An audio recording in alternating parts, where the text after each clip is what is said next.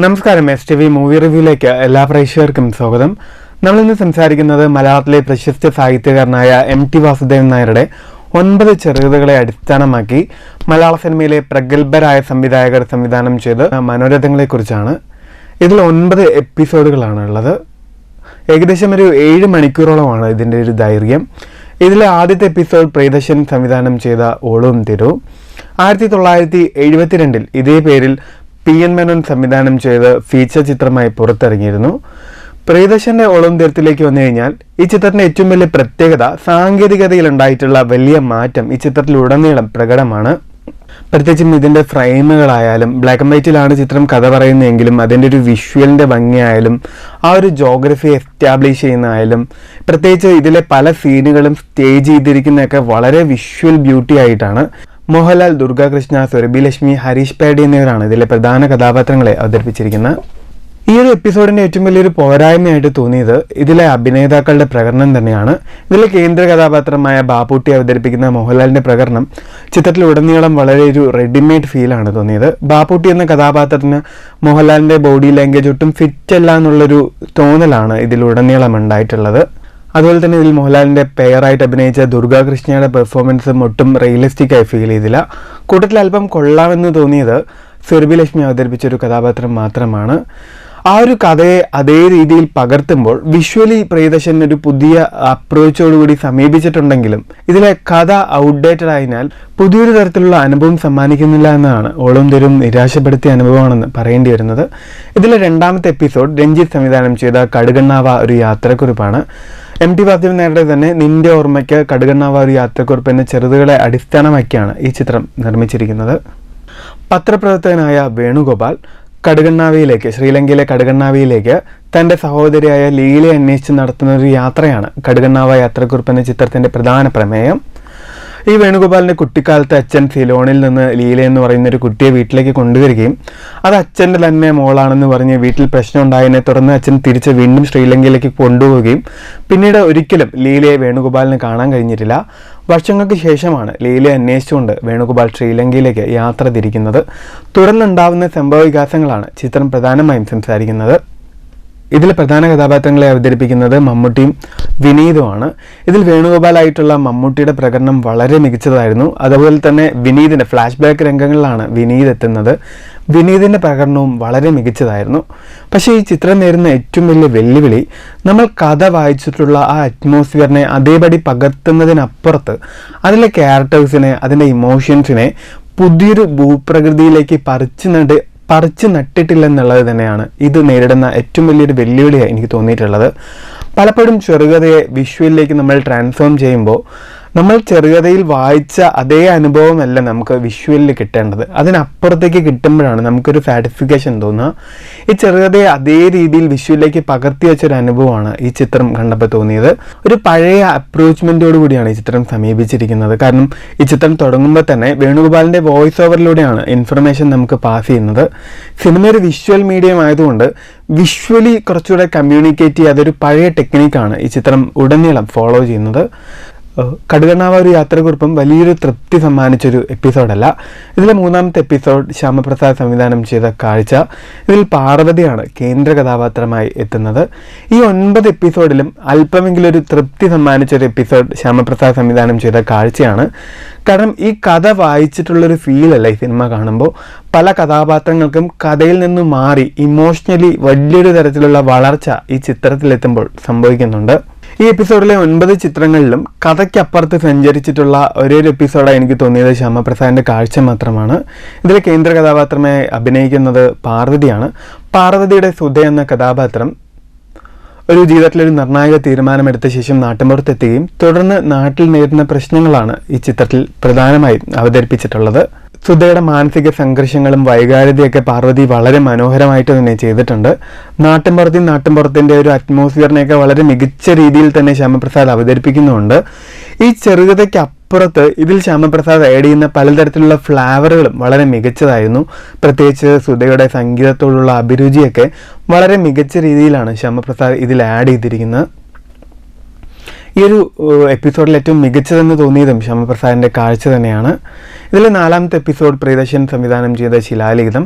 ഇതിൽ കേന്ദ്ര കഥാപാത്രമായി അഭിനയിക്കുന്നത് ബിജു മേനോനും ശാന്തികൃഷ്ണയുമാണ്.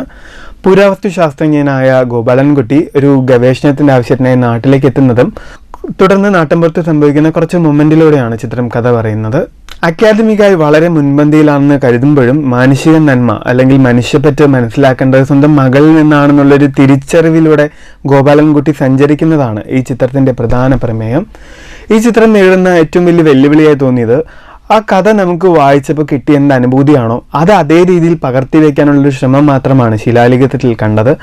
അതിനപ്പുറത്ത് ക്യാരക്ടേഴ്സിനോ അതിൻ്റെ ഇമോഷൻസിനോ വളരെ വലിയ രീതിയിലുള്ളൊരു വളർച്ചയുണ്ടെന്ന് തോന്നിയിട്ടില്ല.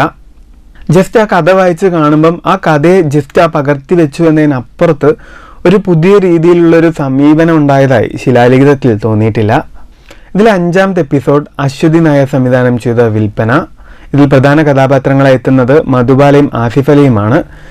ചെന്നൈ കേന്ദ്രീകരിച്ചാണ് ഈ ചിത്രത്തിൻ്റെ കഥ പറയുന്നത്. ഗീത പരേക്കർ എന്ന ബംഗാളി പശ്ചാത്തലമുള്ളൊരു യുവതി, വിൽപ്പനയ്ക്ക് വെച്ച സാധനങ്ങൾ വാങ്ങാൻ എത്തുന്ന സുനിൽ.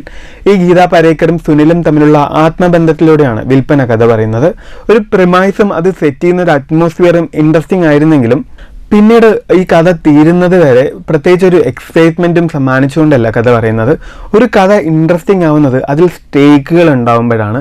2 കഥാപാത്രങ്ങൾ തമ്മിൽ സംസാരിക്കുമ്പോൾ പോലും എന്താണ് ആ കഥാപാത്രത്തിൻ്റെ വാണ്ടെന്നോ എന്താണ് ആ ക്യാരക്ടേഴ്സിൻ്റെ ഡിസയർ എന്നോ ഒരു തരത്തിലുള്ള ക്ലാരിറ്റിയും പ്രേക്ഷകന് കിട്ടുന്നില്ല എന്നുള്ളത് തന്നെയാണ് വിൽപ്പന നിരാശപ്പെടുത്തിയൊരു അനുഭവമാണെന്ന് പറയേണ്ടി വരുന്നത്.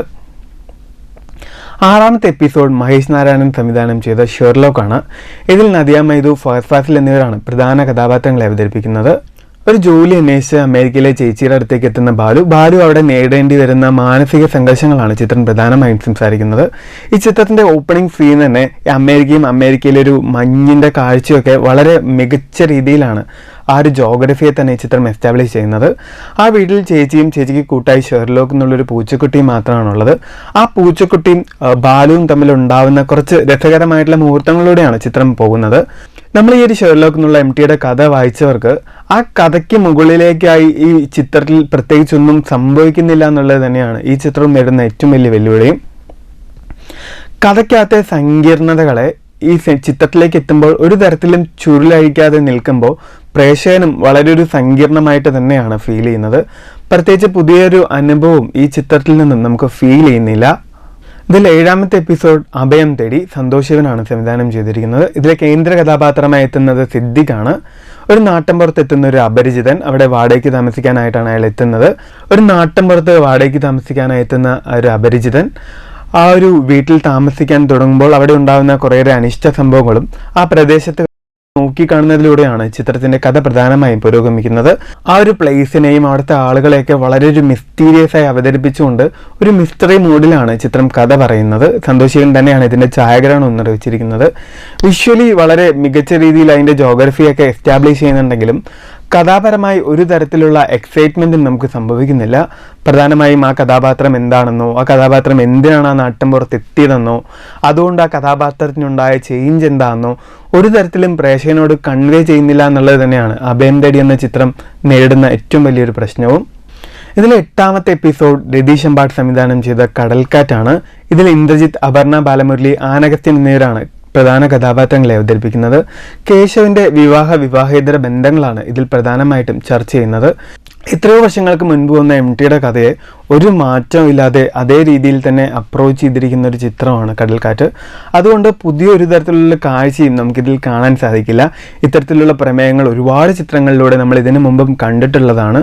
അതുകൊണ്ട് ഔട്ട്ഡേറ്റഡ് ആയിട്ടുള്ളൊരു ആശയം ഇപ്പോൾ കാണുമ്പം പ്രത്യേകിച്ച് ഒരു തരത്തിലുള്ള എക്സൈറ്റ്മെൻറ്റും നമുക്ക് ഫീൽ ചെയ്യുന്നില്ല എന്നുള്ളതാണ് കടൽക്കാറ്റ് നേരിടുന്ന ഏറ്റവും വലിയ പ്രശ്നവും. കൂട്ടത്തിൽ ഇന്ദ്രജിത്തിൻ്റെയും ആനഗസ്റ്റിൻ്റെയും പെർഫോമൻസ് ഒട്ടും റിയലിസ്റ്റിക് ആയിട്ട് തോന്നിയില്ല. കൂട്ടത്തിൽ കൊള്ളാമെന്ന് തോന്നിയത് അപർണ ബാലമുരളിയുടെ ഒരു പെർഫോമൻസ് മാത്രമാണ്. ആശയപരമായി ഒട്ടും പുതുമയില്ലാത്ത ഒരു ഒന്നും സമ്മാനിക്കാത്തൊരു ചിത്രം കൂടിയാണ് കടൽക്കാറ്റ്. ഇതിലെ 9ാമത്തെ എപ്പിസോഡ് ജയരാജ് സംവിധാനം ചെയ്ത സ്വർഗം തുറക്കുന്ന സമയം എന്നുള്ളതാണ്.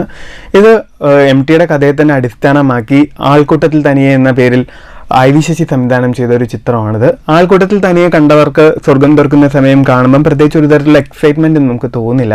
കാരണം ഈ ചിത്രം മുഴുവനുള്ള ഫീച്ചർ ചിത്രമായി നമ്മൾ കണ്ടിട്ടുള്ളതാണ്. പക്ഷേ സ്വർഗം തുറക്കുന്ന സമയത്തിലേക്ക് വന്നു കഴിഞ്ഞാൽ ആ ഒരു അറ്റ്മോസ്ഫിയറിനെയും മരണം സൃഷ്ടിക്കുന്ന ഒരു അന്തരീക്ഷത്തെയൊക്കെ വളരെ മികച്ച രീതിയിൽ ജയരാജ് ആവിഷ്കരിച്ചിട്ടുണ്ട്. വയസ്സായ ഒരു അച്ഛൻ മരണം കാത്തു കിടക്കുന്നു, മക്കൾ അവരെ കാണാനായി എത്തുന്നു, തുടർന്ന് നടക്കുന്ന സംഭവങ്ങളാണ് ഈ ചിത്രം സംസാരിക്കുന്നത്. ആ മരണം നടക്കുന്ന ആ ഒരു അറ്റ്മോസ്ഫിയറിനെയും ആളുകളുടെ മനോഭാവത്തെയൊക്കെ അധികം ലേറ്റപ്പ് ഒന്നും ചെയ്യാതെ ആ തറവാടിൻ്റെ അകക്കാഴ്ചയിൽ വളരെ മനോഹരമായിട്ട് തന്നെയാണ് ജയരാജ് ഇത് വിഷ്വലൈസ് ചെയ്തിരിക്കുന്നത്. ഇതിൽ പ്രധാന കഥാപാത്രത്തെ അവതരിപ്പിക്കുന്ന രഞ്ജി പണിക്കർ, സുരഭി ലക്ഷ്മി, നെടുമുടി വേണു, ഇന്ദ്രൻസ് തുടങ്ങിയവരാണ്. അവരെയൊക്കെ പെർഫോമൻസും എടുത്തു പറയേണ്ടതാണ്. വിഷ്വലി വളരെ മികച്ച രീതിയിൽ ആ കഥയെ അടയാളപ്പെടുത്തുന്നു എന്നുള്ളിടത്താണ് ജയരാജിൻ്റെ സ്വർഗം തുറക്കുന്ന സമയം എന്ന ഈ ഒരു എപ്പിസോഡ് കുഴപ്പമില്ലാത്ത തരക്കേടില്ലാത്തൊരു കാഴ്ചയായി മാറുന്നത്. ഈ 9 എപ്പിസോഡുകളെയും ആകെ മൊത്തത്തിൽ പരിശോധിച്ചാൽ കാഴ്ച ഒഴികെ ബാക്കിയെല്ലാം ഒരു ഏവറേജിൽ താഴെയുള്ളൊരു എക്സ്പീരിയൻസ് ആണ് സമ്മാനിച്ചത്. അധികം കഥകളും സിനിമയാകുമ്പോൾ ആ കഥയെ അതേപടി പകർത്തി വെക്കുന്നതിനാണ് ഇതിൽ പല സംവിധായകരും ശ്രമിച്ചിട്ടുള്ളത്. അതിനപ്പുറത്ത് പുതിയ കാഴ്ച കാണാനോ പുതിയ വേൾഡിലേക്ക് നമ്മളെ കൊണ്ടുചെന്ന് എത്തിക്കാനോ ശ്രമിക്കുന്നില്ല എന്നുള്ളത് തന്നെയാണ് ഈ സീരീസ് നേരിടുന്ന ഏറ്റവും വലിയ പ്രശ്നം. സിനിമയായ കഥകൾ വായിക്കാത്ത പ്രേക്ഷകരെ സംബന്ധിച്ച് ചില എപ്പിസോഡൊക്കെ എക്സൈറ്റ് ചെയ്യുമെങ്കിലും മിക്ക എപ്പിസോഡുകളും വലിയ പുതുമയൊന്നും സമ്മാനിക്കുന്നില്ല എന്ന് തന്നെ പറയേണ്ടി വരും.